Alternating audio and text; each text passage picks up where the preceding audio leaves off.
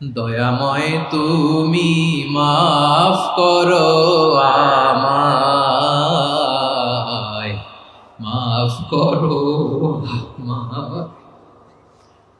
আল্লাহ তাআলা যদি দয়া করে আমাদেরকে মাফ না করে, আমাদের বাঁচার কোনো উপায় নাই।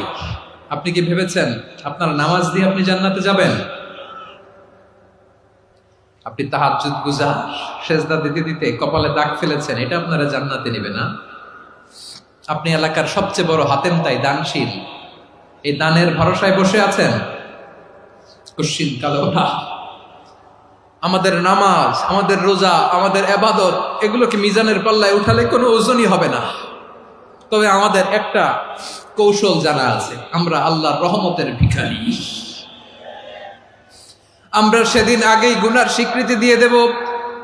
আমরা বলবো, আল্লাহ তুমি প্রশ্ন করার আগে তোমার একটা কথা বলি, আমারে কিছু জিজ্ঞেস করো না, আমি সব করেছি।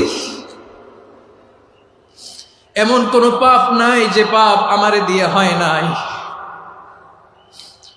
তোমার রহমত দিয়ে তুমি জান্নাতে পাঠাবা, তোমার দয়ায় জান্নাতে যেতে চাই, আমল দিয়ে না। পারবেন বলতে?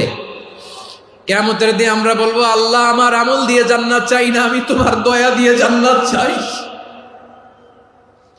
তোমার দয়া ছাড়া আমার কোনো উপায় নাই।